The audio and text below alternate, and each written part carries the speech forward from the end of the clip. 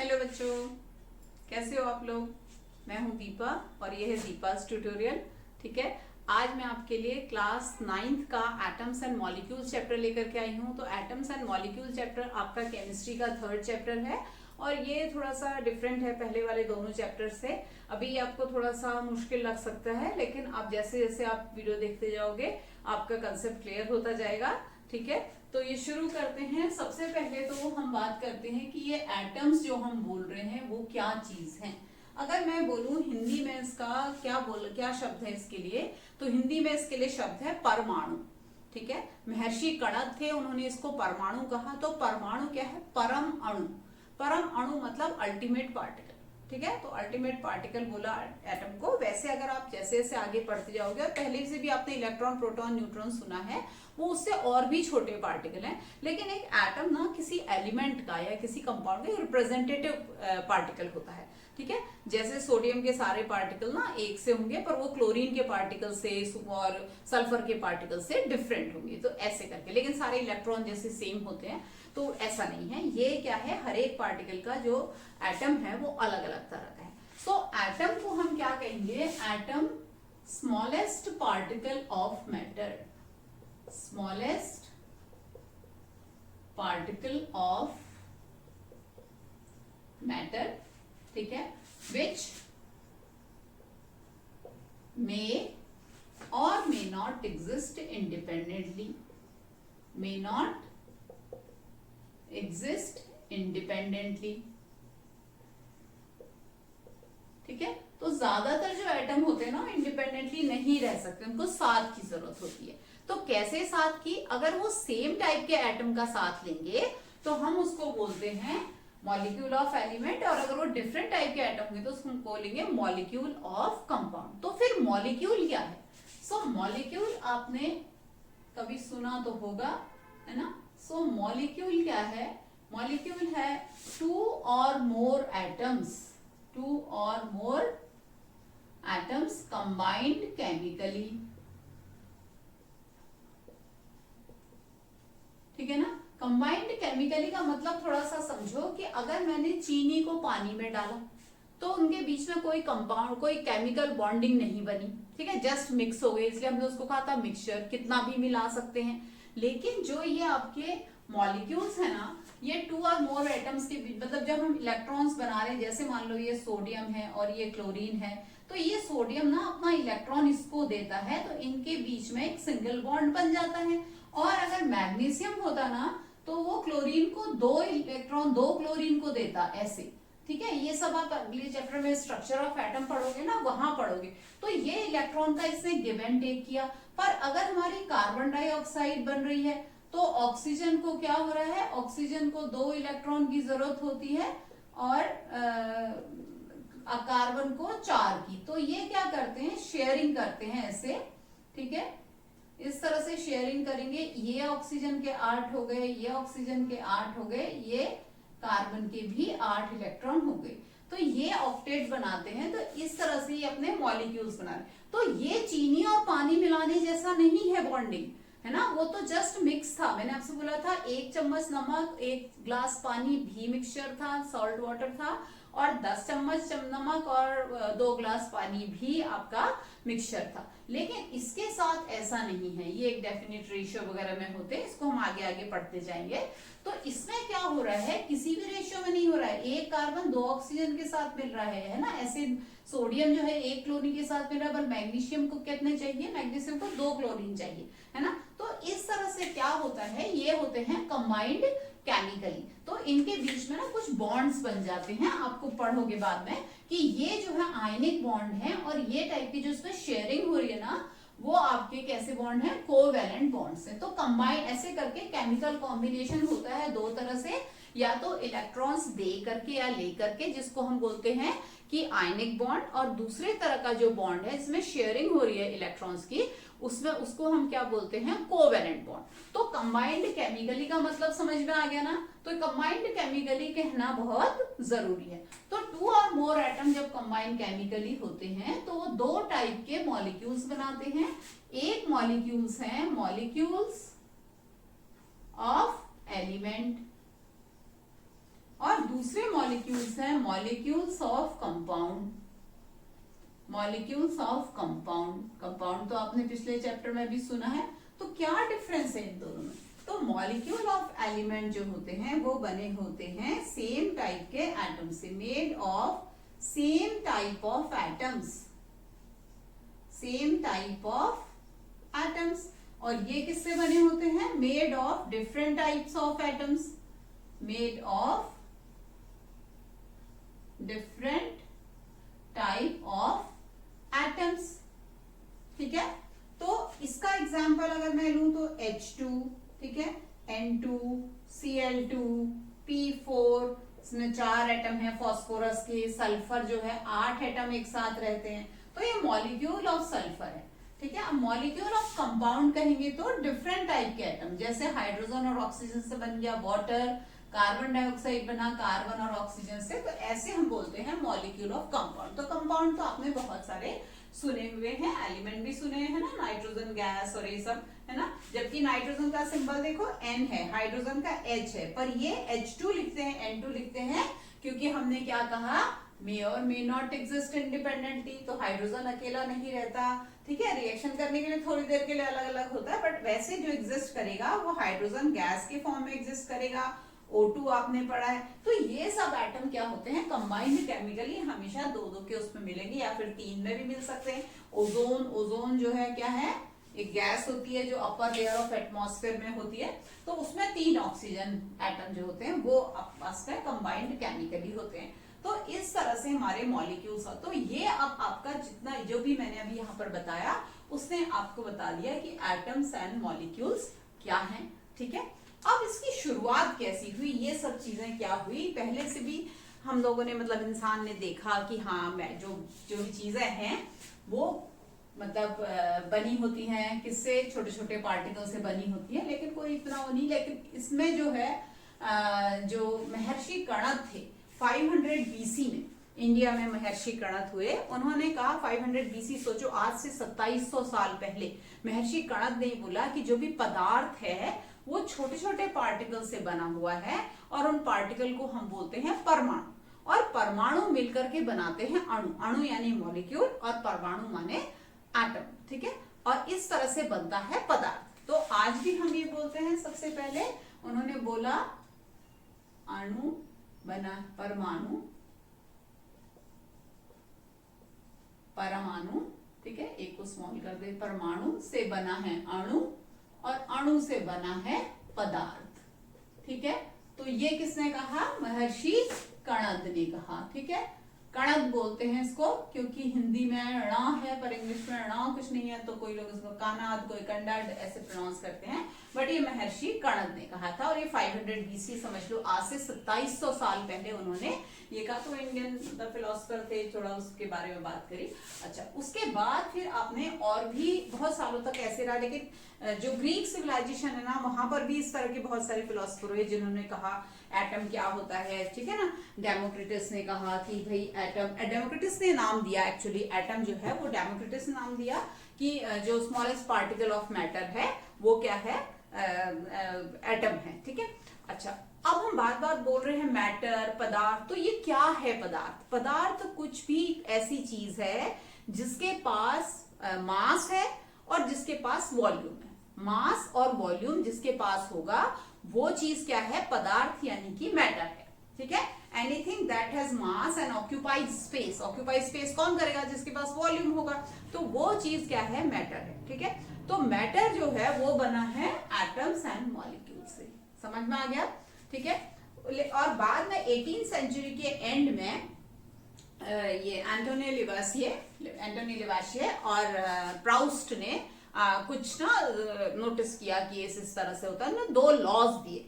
ठीक है, जो 2 लॉज दिए वो क्या दिए उन्होंने, एक तो उन्होंने दिया law of conservation of mass. ठीक है, law of conservation of mass जो है, फर्स्ट लॉ है आपका law of conservation of mass. ठीक है, law of conservation of mass उन्होंने क्या कहा, इन अ केमिकल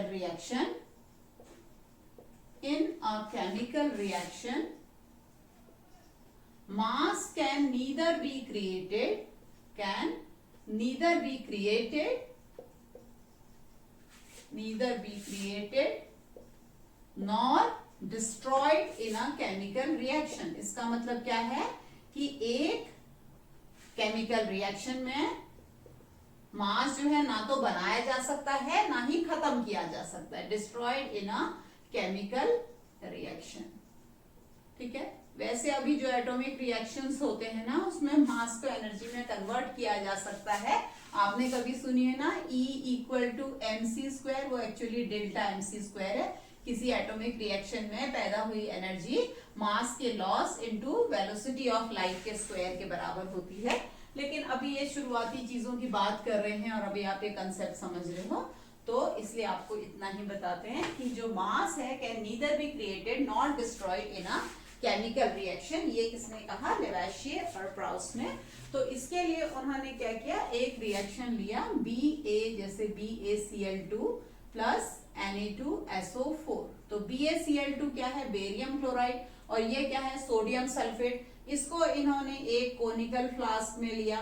ठीक है, कोनिकल फ्लास्क के ऊपर कॉर्क लगा दिया। कॉर्क आपने सुना है, जब आपने बायो में सेल पढ़ा तो वहां पे आपने पढ़ा था कि कॉर्क क्या होता है? एक तरह का टिश्यू है जिसमें सुबेरिन होता है और जो क्या होता है? Impervious to gases and liquids, है ना। तो इसका मतलब है कि अगर इसके अंदर कोई भी लिक्विड और कोई भी गैसेस हैं तो वो बाहर नहीं जाएंगे, है ना। और इसके अंदर इन्होंने क्या किया, मान लो इसमें ले लिया BaCl2 का एक्वस सॉल्यूशन ले लिया, पानी में घोल के डाल दिया। ठीक है, और दूसरा इन्होंने क्या किया, एक थ्रेड से इसके अंदर जब कॉर्क लगाया था उसी समय एक टेस्ट ट्यूब डाल दी, और टेस्ट ट्यूब के अंदर उन्होंने Na2SO4 डाल दिया। ठीक है, कॉर्क लग गया, धागा। अब इन्होंने क्या किया, इसको वे कर दिया, इसका मास ले लिया। ठीक है, और फिर उसके बाद इन्होंने इसको हिलाया थोड़ा सा, तो ये Na2SO4 धागे से बंधा हुआ है ना, Na2SO4 यहाँ गिर गया और इन दोनों के बीच में रिएक्शन हुआ तो बना BaSO4 प्लस NaCl। ठीक है, बैलेंस भी कर देते 2NaCl। तो ये BaSO4 का ना व्हाइट प्रेसिपिटेट होता है। क्या होता है? White precipitate. मतलब जब हम इसको हिलाएंगे और इसके बीच में रिएक्शन होगा ना, नीचे बैठ जाएगा कुछ व्हाइट इनसॉल्युबल सब्सटेंस, उसको प्रेसिपिटेट बोलते हैं। तो ये इसके नीचे जमा हो गया। ठीक है, फिर इसका मतलब हुआ कि केमिकल रिएक्शन हो गया है। तो केमिकल रिएक्शन होने के बाद उन्होंने इसका फिर से दोबारा से मास वे किया, तो उन्होंने देखा कि अगर पहले ये m ग्राम्स था तो वो रिएक्शन के बाद भी m ग्राम्स रहा, वो अलग चीजें बन गई, कोई बात नहीं। ठीक है, लेकिन मास क्या हुआ? Neither created not destroyed. ये कॉर्क लगाने का रीजन क्या था कि अगर कोई गैसेस प्रोड्यूस होती हैं तो वो बाहर ना निकल पाए, क्योंकि कॉर्क तो जाने नहीं देगा, ये एकदम टाइट है। ठीक है, so mass can neither be created not destroyed in a chemical reaction. ये किसने कहा? लेवाशियर ने। उनका ये फर्स्ट लॉ था, लेवाशियर एंड प्राउस ने। ठीक है, हो गया क्लियर? अच्छा, इसके कोई इसमें ना खाली BS, इसमें और भी कॉम्बिनेशंस हम लोग ले सकते हैं। जैसे हम ले सकते हैं कॉपर कार्बोनेट, ठीक है, प्लस सोडियम क्लोराइड, तो ये बना देगा कॉपर क्लोराइड प्लस Na2CO3। ठीक है, तो इस CaCl2। ठीक है, इस तरह के रिएक्शंस भी ले सकते हैं। ऐसे रिएक्शंस को ना डबल डिस्प्लेसमेंट रिएक्शन कहते हैं। अगर आपने एक तरफ के भी ये याद कर लिया, इसमें एक्सचेंज हो रहा है, इनका Ba चला गया SO4 के पास और Na चला गया Cl के पास। ऐसी कॉपर चला गया क्लोरीन और सोडियम ने कर लिया कार्बोनेट के साथ बॉन्डिंग। ठीक है, तो ये डबल डिस्प्लेसमेंट रिएक्शन कहते हैं। तो अब ये होगी। अब इसमें क्वेश्चंस कैसे आते हैं? एक तो आपका स्टेटमेंट आ जाएगा, स्टेटमेंट तो बहुत आसान है। ठीक है, स्टेटमेंट आ सकता है। दूसरा आपका ऐसा आ सकता है क्वेश्चन, इसमें मान लो मैं यही रिएक्शन लेती हूँ। ठीक है, ये जो मैंने रिएक्शन लिखा हुआ है इसी रिएक्शन को लेती हूँ कि आपका ये जो है 5 ग्राम है और ये आपका 2 ग्राम है। ठीक है, और उसके बाद अगर ये आपका 3 ग्राम बन रहा है तो ये कितना बनेगा, या इसको 4 ग्राम कर लेते हैं, 4 ग्राम बना है तो ये कितना बनेगा। तो हमने क्या कहा 5 + 2, ये क्या है? रिएक्टेंट्स है। तो 5 + 2 कितना मास है रिएक्टेंट्स का? 7 ग्राम। और प्रोडक्ट्स का मास कितना होना चाहिए? 4 + x, वो भी 7 ग्राम होना चाहिए। क्यों? क्योंकि मास can neither be created not destroyed in a chemical reaction. तो x = कितना हो जाएगा? 3 ग्राम ही होगा। आ गई बात समझ में? ठीक है, तो एक तो क्वेश्चन ऐसा आएगा। दूसरा क्वेश्चन आपका इसमें ऐसा आ सकता है कि आपको ये दिया हुआ है कि ये 3 ग्राम है, तो show that these results, these readings are in line with this law of conservation of mass. तो आप लिख दो कि रिएक्टेंट्स का जो मास है वो कितना है, रिएक्टेंट्स का मास कितना है 5 + 2 = 7 ग्राम, और प्रोडक्ट्स का मास कितना है वो 4 + 3 7 ग्राम। तो फिर हम क्या कहेंगे कि the mass before the reaction and after the reaction is the same, so mass can neither be created not destroyed in a chemical reaction, so this follows the law of conservation of mass. ठीक है, आ गया ना। अच्छा, अब हम बात करते हैं दूसरे लॉ की, किसकी, लॉ ऑफ डेफिनेट प्रोपोर्शन या लॉ ऑफ कांस्टेंट प्रोपोर्शन, दोनों बोलते हैं इसको। ठीक है, तो प्राउस ने क्या कहा, लॉ ऑफ कांस्टेंट प्रोपोर्शन। ठीक है, तो प्राउस ने इसको स्टेट किया कि in a compound, in a chemical compound, in a chemical compound the elements are always present in a definite proportion या constant proportion, definite proportion by mass। अब ये by mass कहना बहुत ज्यादा जरूरी है। ठीक है, अभी आपको समझ में आएगा कि मैं क्यों जोर दे रही हूँ बाई मास लिखने पे, क्योंकि आपका जो ये है ना, जो आपका जैसे फॉर एग्जांपल मैं आपको H2O देती हूँ, H2O का एग्जांपल देती हूँ, तो अभी आपको मास याद करने होंगे थोड़े बहुत। तो हाइड्रोजन का मास 1 होता है, पर ये 2 एटम है हाइड्रोजन के, और इसमें ऑक्सीजन का 1 एटम है, तो 16 × 1, क्योंकि ऑक्सीजन का मास जो होता है 16U होता है, तो इसका टोटल मास जो आ रहा है वो आ रहा है 18U मास आ रहा है। ठीक है, 18U आ रहा है, तो इसमें जो है हाइड्रोजन का कंट्रीब्यूशन कितना है, हाइड्रोजन इज टू ऑक्सीजन का जो मास का कंट्रीब्यूशन है वो कितना है 2:16। ठीक है, 2:16, तो सिंपलेस्ट रेशियो में कितना हो जाएगा 1:8। ठीक है, अब ये प्राउस ने कहा कि भाई हम ये वाटर का जो सैंपल है कहीं से ले लें, किसी भी तरह से बना लें, हमारा इसमें हाइड्रोजन और ऑक्सीजन का जो रेशियो होगा बाय मास वो हमेशा 1:8 ही रहेगा। ठीक है, मतलब कि अगर मैंने 18 ग्राम पानी लिया, 18 ग्राम अगर मैंने वाटर लिया है, तो उसमें हाइड्रोजन का कंट्रीब्यूशन कितना है 2 ग्राम H एंड 16 ग्राम O। अगर मैंने 9 ग्राम पानी लिया है तो कितना होगा 1 gram hydrogen and 8 gram oxygen. ठीक है ना, दूसरा एक रेशियो बाय वॉल्यूम भी होता है, वो ये कहता है कि हाइड्रोजन का जो है बाय वॉल्यूम रेशियो 2:1 है वाटर में। ठीक है, वाटर में क्या है हाइड्रोजन और ऑक्सीजन का रेशियो क्या है 2:1 है बाय वॉल्यूम। तो बाय वॉल्यूम की बात हम बाद में करेंगे, शायद नेक्स्ट ईयर करेंगे।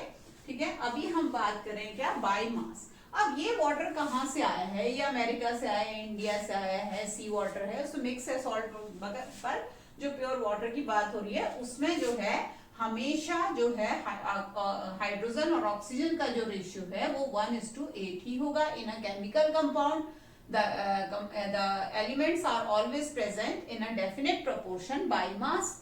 सपोज करो अगर मैं अब CO2 लेती हूँ, ठीक है, CO2 का कार्बन का मास 12 होता है, ठीक है, और उसमें ऑक्सीजन का मास आपको 16 पता है, पर ऑक्सीजन के 2 एटम हैं, तो ये आ जाएगा कितना 44U। ठीक है, अब रेशियो C:O के मास का रेशियो क्या है 12:32, क्योंकि 2 एटम है तो 16 2 32 हो गया। तो इसको मैं सिंपलेस्ट में करूंगी 4 से डिवाइड करूंगी, तो ये क्या रेशियो आएगा 3:8। ठीक है, यानी कि कहीं से भी कार्बन डाइऑक्साइड किसी भी रिएक्शन से निकली हो, कहीं से भी आपने ली हो, उसमें कार्बन और ऑक्सीजन का रेशियो क्या होगा 3:8 ही होगा बाय मास। ठीक है, तो अगर मैंने 11 ग्राम कार्बन ली, 11 ग्राम अगर मैंने कार्बन डाइऑक्साइड ली, तो उसमें क्या है 3 gram carbon and 8 gram oxygen. समझ में आया? ठीक है, तो ये जो है बाय मास रेशियो, इसके लिए हमें वैसे दिए होते हैं क्वेश्चन में मासेस, ठीक है, लेकिन आपको थोड़े थोड़े याद करने हैं। वैसे ना याद करना बहुत इजी है, जब हम स्ट्रक्चर ऑफ एटम पढ़ाएंगे तो हम उसमें आपको बताएंगे कैसे करके उनको याद करना है। ज्यादातर का ना ऑलमोस्ट डबल या डबल से एक ज्यादा ऐसे होता है, थोड़ा बहुत उसमें एक्सेप्शन होते हैं, तो वो मैं आपको बताऊंगी अभी। अभी जो है आपने दोनों लॉ पढ़ लिए, अब इसके क्वेश्चन कैसे आते हैं। लॉ ऑफ डेफिनेट प्रोपोर्शन या लॉ ऑफ कांस्टेंट प्रोपोर्शन के जो क्वेश्चंस होते हैं वो कैसे आते हैं। तो अगेन एक बार तो आता है स्टेट करना, ठीक है, स्टेट करना, एग्जाम्पल देना, ठीक है। दूसरी चीज अब इसमें क्वेश्चन आ जाता है कि जो 3, जैसे अभी हमने CO2 में निकाला था ना, CO2 में हमने कितना रेशियो निकाला था बाय मास 3:8, किसका, कार्बन और ऑक्सीजन का मास 3:8 निकाला था, रेशियो मास का। तो अगर मैं बोल रही हूं कि 3 gram carbon combines with 8 gram oxygen to form 11 gram of CO2, है ना, 3 और 8 मिलेगा तो law of conservation of mass के हिसाब से 11 ग्राम बनना चाहिए। सो अगर मैं 6 ग्राम कार्बन प्लस मैं 50 ग्राम ऑक्सीजन लेती हूं तो कितना CO2 बनेगा, ठीक है। तो इसमें ज्यादातर बच्चों का आंसर होता है, जो आप में से भी बहुतों के दिमाग में चल रहा होगा कि 56 ग्राम। अगर आप कहोगे 56 ग्राम CO2 तो मैं बोलूंगी गलत है, law of conservation of mass के हिसाब से आप जवाब दे रहे हो। लेकिन दूसरा लॉ क्या है, लॉ ऑफ डेफिनेट प्रोपोर्शन। जब 3 ग्राम कार्बन को चाहिए 8 ग्राम ऑक्सीजन, तो एक यूनिटरी मेथड से निकालें तो 1 ग्राम को कितनी चाहिएगी, 8/3 ग्राम ऑफ ऑक्सीजन। तो 6 ग्राम को कितनी चाहिएगी, 8/3 into 6 that is equal to 16 gram of oxygen. आप सोचोगे कि ये तो आराम से निकल जाता, 3 का डबल हो जाता, मैंने इतना लंबा क्यों किया। तो इसलिए किया ताकि आप इसका मेथड समझ लो, करना कैसे यूनिटरी मेथड से, क्योंकि ये आपको क्या होता है, कई बार डेसिमल वगैरह में दिए होते हैं, जैसे मान लो 7.3 दे दिया, फिर आप सोचोगे तो आपको ऐसे करना है यूनिटरी मेथड, जो हम कहते हैं ना, एक पेंसिल बॉक्स में इतने पेंसिल हैं तो 5 में कितने होंगे, वही। तो मैंने कहा कि इसमें 16 ग्राम ऑक्सीजन। तो अब डेफिनेट प्रोपोर्शन क्या कह रहा है, कार्बन डाइऑक्साइड क्या करेगी, अगर आपके पास 6 ही ग्राम कार्बन है तो 16 ग्राम ऑक्सीजन ही यूज होगी, तो आपकी कार्बन डाइऑक्साइड बनेगी 16 + 6 that is equal to 22 gram of CO2। बाकी की जो ऑक्सीजन है ना 16 के अलावा, वो सब क्या होगा, अनयूज्ड रहेगी, ठीक है। वो ऐसे नहीं है कि वो यूज कर लेगा सारी, तो 22 ग्राम ऑक्सीजन बनेगी, क्योंकि ये क्या कह रहा है, लॉ ऑफ डेफिनेट प्रोपोर्शन कह रहा है कि CO2 ही होना चाहिए, CO10 नहीं होना चाहिए। समझ में आ गया। तो ये हो गई हमारे दोनों लॉज की बात और कैसे इसमें क्वेश्चंस आते हैं।